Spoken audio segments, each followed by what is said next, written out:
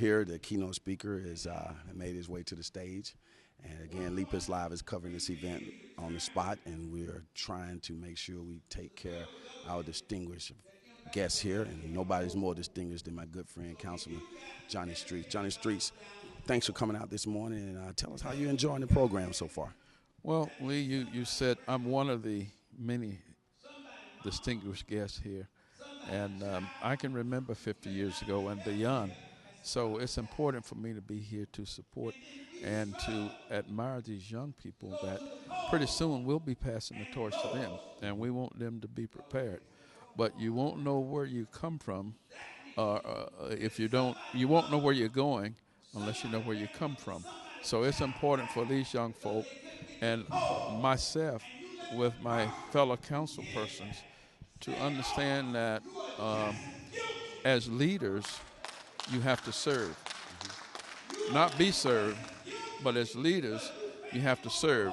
And in order to serve, it's one of the most important things, like you have on your show, you have a plan. If you don't have a plan, you may not know where you're going. So I'm honored to be here this morning. Now, this is actually happening in your ward, celebrating the 50th anniversary of the Southern Christian Leadership Conference. When you think about the Southern Christian Leadership Conference, what comes to your mind? Well, particularly, you have to talk about Dr. King, and as this morning, I think we'll go to the fact that even I gave you a book called Where Did We Go From Here? A Community of Chaos. That was written in 1967. Actually, it was the last book before the assassination of Dr. King. So I'm forever reference to that book and look at where we are now, where we've come from, which means we still got work to do. So, you know, they say, as Fannie Lou Hamer said, I'm sick and tired of being sick and tired, but I don't believe he brought us this far to leave us now. So we got to get busy. As a politician, what's your thoughts about civil rights organizations now? Do we still need them? We got various civil rights organizations around the country, from Rainbow Push Coalition, National Action Network, NAACP, SCLC, and it goes on and on. Still needed in today's society? Well, not to change your question of civil rights, but of human rights. And I think that's what we should look at, the human rights.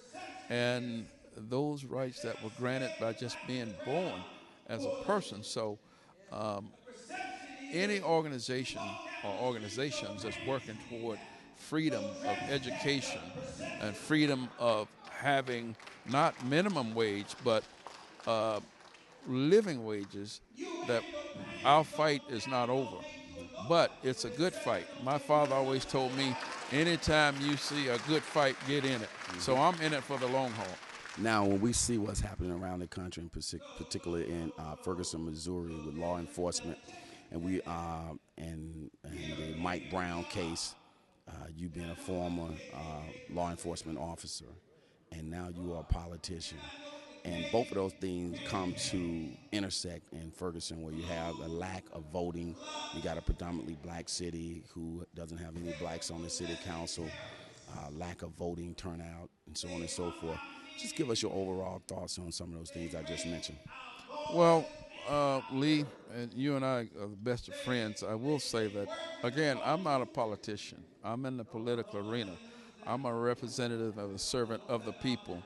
When I look at those things that have taken place in Ferguson, again, my prayers goes out to the family for the loss of their son and loved one. But what it tells me is that we got work to do. When it tells me that when it's 67% African American and we're not represented, it tells me that we need to take some blame too. Because, see, we're not looking. This is an opportunity for other cities to do better. Even in the times of tragedy, we can learn to make it a better day in the future. So I'm looking at this thing holistically and not passing judgment, but there's some good going to come out of it. But what we're looking for is justice, not just us, but justice. And when you don't vote or you don't participate, then you haven't been a justifiable person in your own town. So we can eliminate this, but we got to participate. We got to have a plan. Again, even right here in city of Fort Myers, this is a golden opportunity for the sheriff and the chief of police and all those who in the law enforcement profession to say, you know, we got laws, we got rules, but we need to look at our rules and see how we can best do this. But we also have to be inclusive of the people. We have to bring people in. I'm always a believer that you prepare for war in time of peace. Hopefully there is no war, but if it does come by circumstances beyond our control, we are prepared to deal with the issues. Well, Councilman Streets, we're proud of you and all the work that you've done, even though you don't consider yourself a politician. No, I don't. But you still have to be elected, so I have to call you a politician, but you're a good friend of mine. But we also have to say that if it was not for people like Lee and the Lee Pitts Live to get this message, these messages out to the public, see, for lack of knowledge, our people will perish. So with you doing what you do and getting the best participants you can on your show, not to hoop and holler, but to talk about what's best and what's good and what we can do, then we will succeed in what we're and reach our goal. Well, my goal is to continue to make you proud, and when every time I do a show, I want to feel that Johnny Streets would be proud of this show. Thanks again for joining us on Lee Pitts. Not a problem. Thank you. We'll be right back. Thank you, man. I need that. I need you on my show. I need you to be seen on my show.